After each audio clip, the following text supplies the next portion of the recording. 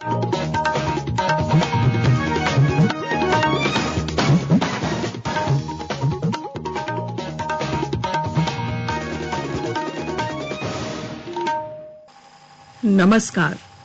प्रादेशिक समाचार के साथ मैं पूनम किरकेट्टा। पहले मुख्य समाचार। प्रधानमंत्री नरेंद्र मोदी ने आज युवाओं से साहस और प्रतिबद्धता के साथ देश के लिए कार्य करने का आग्रह किया। केंद्र सरकार और किसान संगठनों के बीच वार्ता में आज किसान संगठन अपना पक्ष रखेंगे। राज्य भर में कोरोना से स्वस्थ होने वालों की दर बढ़कर 98.22% हो गई है।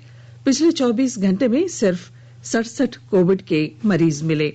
और देश भर में आज से राष्ट्रीय बालिका सप्ताह मनाया जा रहा है। और अब समाचार विस्तार से। कोविड-19 महामारी के खिलाफ देश एकजुट होकर लड़ रहा है। आप भी हमारे साथ सुरक्षा और बचाव के 3 आसान एहतियाती उपायों का संकल्प लें। मास्क पहनें, 2 गज की दूरी है जरूरी, सुरक्षित दूरी बनाए रखें, हाथ और मुंह साफ रखें। प्रधानमंत्री नरेंद्र मोदी ने आज युवाओं से साहस और प्रतिबद्धता के साथ देश के लिए कार्य करने का आग्रह किया। उन्होंने कहा कि युवाओं ने कोविड-19 महामारी से लड़ाई में महान भूमिका निभाई है। असम के तेजपुर विश्वविद्यालय के दीक्षांत समारोह में वर्चुअल माध्यम से प्रधानमंत्री ने कहा कि इस विश्वविद्यालय के विद्यार्थियों को पूर्वोत्तर और असम की बेहतरी के लिए कार्य करना चाहिए ताकि यह क्षेत्र प्रगति की नई बुलंदियों पर पहुंचे। और मैं अपने स्टूडेंट साथियों को ये बात विशेष तौर पर कहूंगा कि जब आपकी फॉर्मल एजुकेशन पूरी होती तो आप सिर्फ अपने फ्यूचर के लिए नहीं बल्कि राष्ट्र के फ्यूचर के लिए काम करते हैं। आप बस एक बात याद रखें, अगर आपका पर्पज ऊंचा है तो आपको जीवन के उतार चढ़ाव से उतना असर नहीं पड़ेगा। आपके जीवन के आने वाले 25-26 साल आपके कैरियर के साथ साथ देश के भाग्य को भी तय करने वाले हैं। प्रधानमंत्री ने कहा, भारत ने दुनिया का सबसे बड़ा कोविड टीकाकरण अभियान शुरू किया है। देश ने कोविड से लड़ाई के लिए अत्यधिक सक्रिय निर्णय लिए हैं। इस अवसर पर असम के मुख्यमंत्री सर्बानंद सोनोवाल ने कहा कि राज्य सरकार ने स्टार्टअप पहल के लिए अनेक उपाय किए हैं। वहीं प्रधानमंत्री नरेंद्र मोदी वाराणसी में कोविड टीकाकरण कर्मियों और टीका लगवा चुके लोगों के साथ वीडियो कॉन्फ्रेंसिंग के माध्यम से बातचीत कर रहे हैं। केंद्र सरकार और किसान संगठनों के बीच बातचीत का अगला दौर आज नई दिल्ली में होने वाला है। इससे पहले 41 किसान संगठनों के साथ 10वें दौर की वार्ता में सरकार ने कृषि कानूनों को लागू करने पर 1.5 साल तक की रोक लगाने का प्रस्ताव रखा था।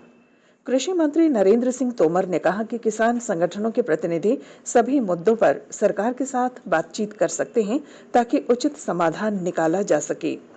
हालांकि कल संयुक्त किसान मोर्चा की बैठक के बाद किसान संगठनों ने कहा कि वे अपनी मांग पर टिके हुए हैं और जब तक सरकार कृषि कानूनों को रद्द नहीं करती तब तक किसी और प्रस्ताव पर विचार नहीं किया जाएगा।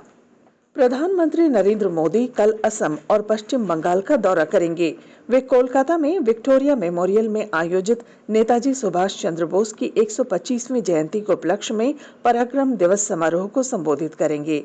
नेताजी के अतुल्य योगदान और निस्वार्थ सेवा का सम्मान करने और उसका स्मरण करने तथा विशेषकर युवाओं को प्रेरित करने के लिए सरकार ने हर वर्ष 23 जनवरी को पराक्रम दिवस के रूप में मनाने का निर्णय लिया है। गृह मंत्री अमित शाह ने कहा है कि मोदी सरकार अगस्त 2022 तक देश के हर नागरिक को मकान उपलब्ध कराएगी। उन्होंने ये कल अहमदाबाद में शिलाज में एक रेलवे ओवरब्रिज को वीडियो कॉन्फ्रेंसिंग के माध्यम से जनता को समर्पित करने के बाद कही। उन्होंने कहा कि सरकार शहरी और ग्रामीण आवासीय परियोजनाओं पर इस तरह अमल कर रही है जिससे 15 अगस्त 2022 तक देश में सभी को आवासीय सुविधाएं उपलब्ध हो जाएं। उन्होंने कहा कि मोदी सरकार ने 10 करोड़ आवासीय इकाइयां पहले ही किफायती दर पर लोगों को उपलब्ध करा दी हैं। श्री शाह ने कहा कि 13 करोड़ से अधिक गरीब परिवारों को प्रधानमंत्री उज्ज्वला योजना के अंतर्गत रसोई गैस कनेक्शन उपलब्ध कराए गए हैं। चारा घोटाले के विभिन्न मामलों में सजायाफ्ता बिहार के पूर्व मुख्यमंत्री और राजद सुप्रीमो लालू प्रसाद की जेल मैनुअल उल्लंघन मामले में आज झारखंड उच्च न्यायालय में जस्टिस अपरेश कुमार सिंह की अदालत में सुनवाई हुई। सुनवाई के दौरान उच्च न्यायालय ने इस मामले में जेल आईजी को जेल मैनुअल के संशोधित एसओपी दाखिल करने का निर्देश दिया है। साथ ही कोर्ट ने रिम्स में पेइंग वार्ड में सजा काट रहे लालू प्रसाद के अटेंडेंट और उनके रहन सहन की जानकारी देने का भी आदेश दिया। कोर्ट ने अगली सुनवाई की तारीख 5 फरवरी निर्धारित की है। इधर रिम्स में इलाजरत चारा घोटाला के सजायाफ्ता राजद सुप्रीमो लालू प्रसाद की कल देर शाम तबीयत बिगड़ गई। उन्हें सांस लेने में तकलीफ हो रही थी। डॉक्टरों ने उनकी हालत को स्थिर बताया है। श्री प्रसाद से मिलने आज उनके परिजन रांची पहुंच रहे हैं। मैट्रिक और इंटरमीडिएट परीक्षा के आवेदन करने की तिथि 6 फरवरी तक बढ़ा दी गई है। वहीं अभ्यर्थी विलंब शुल्क के साथ 7 से 18 फरवरी तक आवेदन जमा कर सकते हैं। झारखंड अधिविद्य परिषद जैक के सचिव महीप कुमार सिंह ने कल देर शाम इसकी अधिसूचना जारी कर दी। पहले बिना विलंब शुल्क के आवेदन करने की अंतिम तिथि 22 जनवरी तक निर्धारित की गई थी। आकाशवाणी के ताजा तरीन समाचारों के लिए आप हमारी वेबसाइट newsonair.com पर लॉग ऑन कर सकते हैं। ताजा समाचार Twitter handle @AIR news alerts और Facebook page all India radio news पर भी उपलब्ध हैं। आप प्रादेशिक समाचार एकांश के ट्विटर हैंडल @AIR न्यूज _रांची और Facebook page AIR news Ranchi के अलावा YouTube channel regional news unit Ranchi पर भी हमारे बुलेटिन सुन सकते हैं। प्रादेशिक समाचार आप आकाशवाणी रांची से सुन रहे हैं और अब पेश हैं कोरोना से बचाव के कुछ संदेश।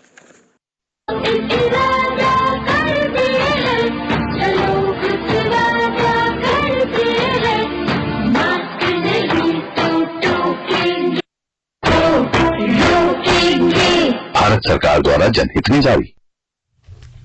प्रादेशिक समाचार में आपका फिर स्वागत है। राज्य में अब लगातार कोरोना संक्रमितों की संख्या में कमी आ रही है। पिछले 24 घंटों के दौरान 67 पॉजिटिव मरीज मिले हैं। वहीं राज्य में कोरोना से 136 मरीज ठीक हुए हैं। इसके बाद सिर्फ 1032 सक्रिय मामले हैं। वहीं झारखंड में कोरोना की रिकवरी रेट 98.22% है, जबकि राज्य में कोरोना से रांची जिले से एक मरीज की मौत हुई है। स्वास्थ्य विभाग के अनुसार रांची से 35, बोकारो से 5, पूर्वी सिंहभूम से 5, पलामू से 4, पश्चिमी सिंहभूम से 3, गुमला, चतरा, धनबाद, लातेहार से 2 और दुमका, गढ़वा, गोड्डा, हजारीबाग, कोडरमा, रामगढ़, साहिबगंज, सिमडेगा से 1 मरीज मिला है। राज्य में कुल कोविड-19 का मामला अब 1,18,079 हो गया है, जबकि 1,15,089 मरीज ठीक हुए हैं। अब तक राज्य में 1,058 लोगों की कोरोना से मौत हुई है। राज्य में अब तक 11,587 लोगों को कोरोना का टीका लगाया गया है। पहले चरण में निबंधित 1,40,000 लोगों को टीके लगाए जाने हैं। इनमें से पिछले 4 दिनों में 23,713 लोगों को टीका दिया जाना था। वहीं दूसरे चरण में 87,547 लोगों का निबंधन किया जा चुका है। कोविड टीकाकरण के अफसर डॉक्टर अजीत कुमार प्रसाद ने बताया है कि कोविन पोर्टल पर निबंधित व्यक्ति का नाम लिस्ट में नहीं होने पर भी वह टीकाकरण केंद्र पर जाकर टीका ले सकता है। तोप, चांची और टुंडी के बाद अब स्वास्थ्य विभाग ने शहर में कोरोना का टीका लगाने की प्रक्रिया शुरू कर दी है। दूसरे चरण में आज सुबह सदर अस्पताल में कोरोना वैक्सीनेशन की शुरुआत हो गई। सुबह 9 बजे civil surgeon doctor Gopal Das ने इसका शुभारंभ किया।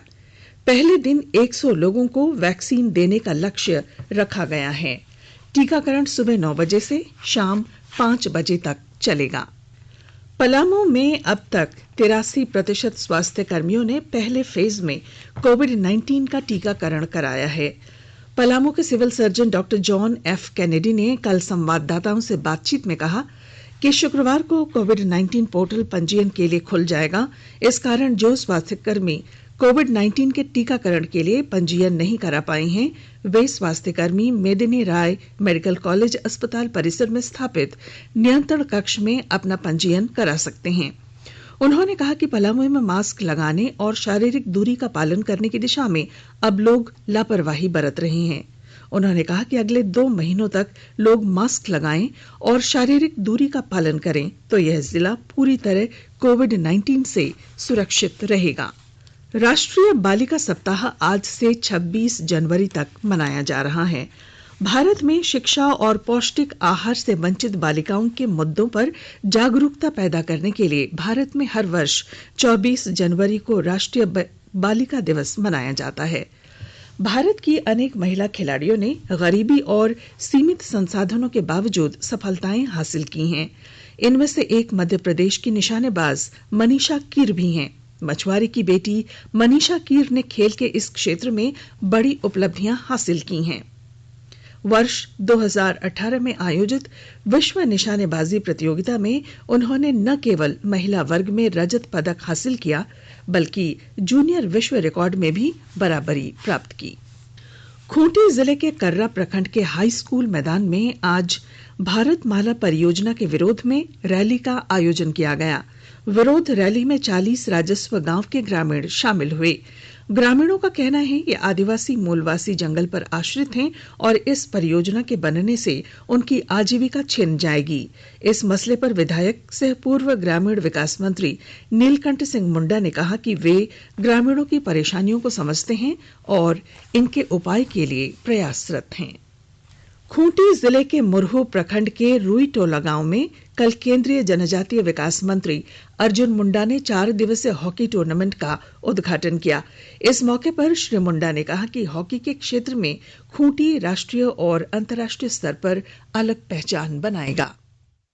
इस समय मैं देश के जनजाति मंत्रालय को देख रहा हूं और खूंटी का सांसद के नाते आपके साथ मिलकर के काम कर रहा हूं, तो मेरा दायित्व है कि हॉकी को फिर से अंतर्राष्ट्रीय जगत में खूंटी के माध्यम से पहचान दिलाऊं। आज मैं यह निश्चित रूप से कहूंगा कि अपने कार्यकर्ता भी, समिति के लोग भी, सारे सहयोगी, कितने गांव में हॉकी की टीम बनी है, कितने गांव में बनाई जा सकती है और उसकी क्या क्या आवश्यकता और उसको कैसे अच्छे खिलाड़ियों को उसमें से चुना जा सकता।